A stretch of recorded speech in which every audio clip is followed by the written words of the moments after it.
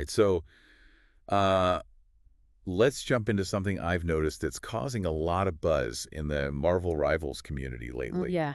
Yeah, it's character tier lists. Everyone wants to know, like, who are the best characters? Right. Right. But going through all these Reddit threads, Oh, yeah. it's a It lot. can be so overwhelming. Yeah, you almost need like a supercomputer to process it all. Yeah, it's like you're going up against MODOK Right, with just like a little water pistol. exactly. And the interesting thing, I think, is that a lot of these discussions Uh-huh. go beyond just who wins in a fight. Yeah, you see these players really breaking down each character's abilities, Right. like how well they work with other characters, and how all the changes the game keeps making affects them. Mhm. It's really interesting to see right. people get really into it. Yeah, it's like a strategy masterclass, Right. but disguised as a Reddit flame war. That's a great way to put it. Yeah, and that's why we're here today. Yeah. We've got a whole stack of Reddit threads, Right. tier lists, arguments, everything you can think of. Cool. We're going to try to pull out the important stuff, like what are people agreeing on, Yeah. and what are the characters that get everyone really riled up. Yeah, like what are the controversial ones? Exactly. So you'll come away knowing who to watch out for and who causes the most arguments, even among, like, the pro players. Yeah, and a really good example of this is Spider-Man. Oh, really? You'd think everyone would agree on how good he is. Yeah, you'd think so. But some people say he's like the worst character, What? and others say he's like easy S tier if you're good enough. Huh. So is Spidey actually bad, or were people just, like, missing something? Well, it shows how important skill and experience are. Okay. Because even if a character is super powerful, someone who knows how to play against them can still win. Yeah, that's true. Like Punisher, for example. Oh, yeah, with his Yeah. turret and that ultimate ability. Right. A lot of people think he's super strong because of that stuff. Yeah. But others say at higher skill levels, those threats can be countered pretty easily. So it's not as simple as just looking at a character's abilities. No, you have to consider the context, too. Okay. Like, who made the tier list? How good are they at the game? And what kind of playstyle do they prefer? So it's not just about raw power, then there's also, like, Right. ease of use versus, like, actual potential. Exactly. Some heroes might be incredibly strong, Okay. but they require a ton of practice and really good timing to actually use them well. Uh-huh. So to a newer player, they might seem weak, Okay. but in the right hands, they can be unstoppable. Right, so like Psylocke, Yeah, she's got the potential to do a ton of damage. absolutely. But if you don't know how to use her stealth and combos, She's not as effective. she's not that great. Exactly. A newer player might put her pretty low on a tier list, Okay. but someone who's really good with her might put her at the very top. Wow, so that's why these tier lists are always changing, especially with all the updates they do to the game. Yeah, definitely. And speaking of changes, remember how everyone thought Jeff was kind of bad when the game first came out? Oh yeah, Jeffy wasn't very popular. But then they made him stronger, and now people are arguing if he's actually one of the best characters now. It's like he had a glow up or something. He did, yeah. And I think part of why he's become more popular is because of his unique playstyle. Okay. He's not all about just getting kills. So he's not like a typical damage dealer. No, he's more about disrupting the enemy team and keeping his own team alive. Oh, so he's more of a support character. Exactly. Okay, so less about raw power and more about messing with the other team and making sure his allies don't die. Yeah, and that actually brings us to a really interesting trend that we're seeing in high-level play. What's that? Triple support teams. Triple support. Yeah, Is that even a thing? it is, and it's working surprisingly well. Wow. Okay, so how does that even work? Well, imagine a team that's not really focused on getting a lot of kills, Okay. but instead they just try to outlast the other team by constantly healing their teammates, boosting their abilities, and making it hard for the enemy team to do anything. Okay. I'm starting to see how that could be strong, but Yeah. who are we talking about here? Like, which characters are they using?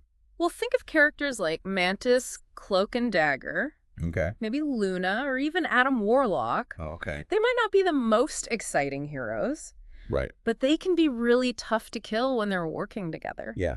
Especially if they're all supporting each other. Right. So you've got Mantis bringing people back to life, and then Cloak and Dagger running around causing chaos, Mm-hmm. and then some other support hero just to keep everyone healthy or, Yeah.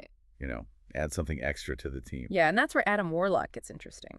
Oh, Adam Warlock. I haven't heard a lot of people talking about him. Yeah, he kind of flies under the radar. Yeah. But some of the more experienced players are starting to see his potential, Really? especially in these triple support teams. So what's so special about Adam Warlock? Why does he fit in with this kind of team? Well, he has this really unique combination of burst healing and synergy with Mantis. Okay. Like his shift ability, when used at the right time with your team, it can be super powerful. Wow. It's like imagine Mantis is about to revive someone, and then Wow. Adam Warlock suddenly heals everyone. Oh, wow. It can completely turn a fight around. Okay.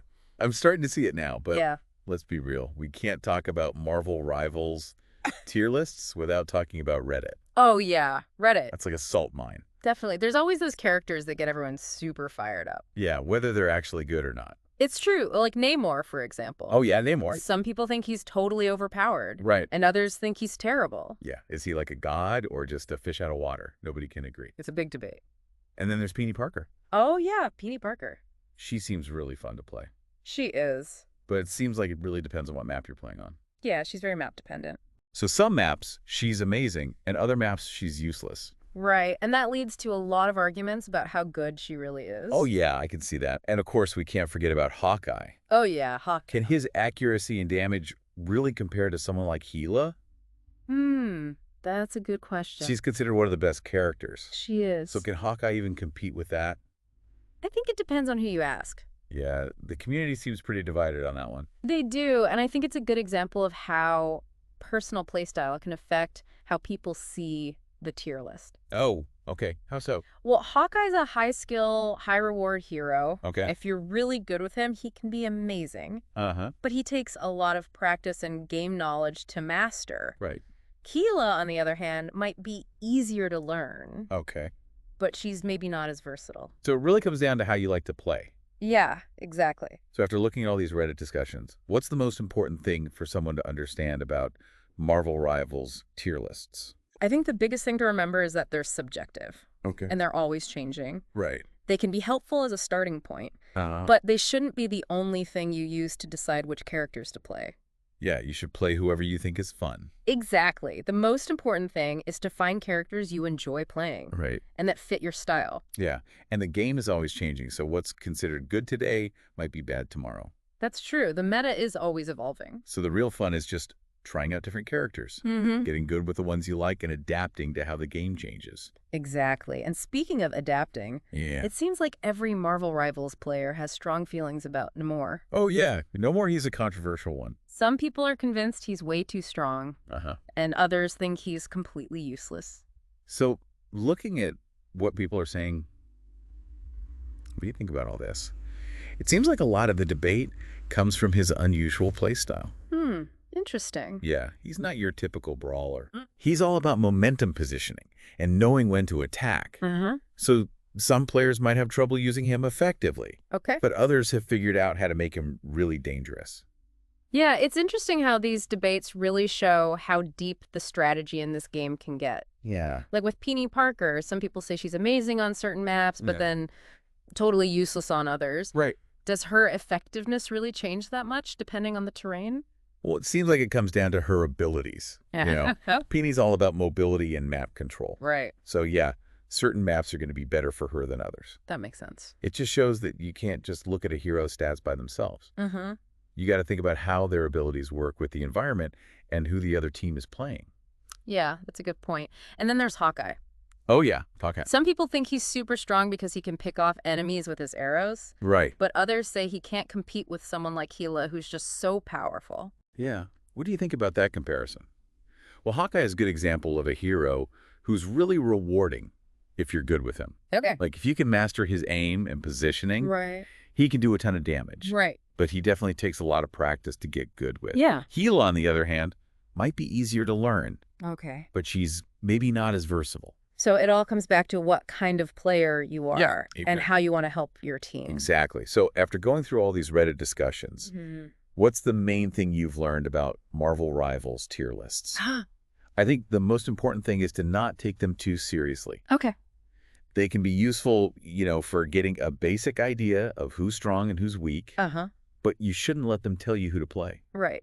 You should play whoever you enjoy the most. Exactly. The meta is always changing. So what's considered overpowered today might get nerfed tomorrow. That's true.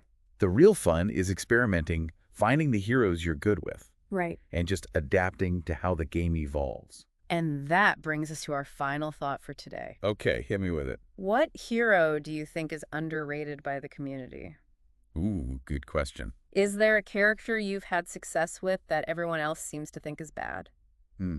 Don't be afraid to challenge those tier lists. Yeah. And find your own hidden gems in the Marvel Rivals roster. I like that.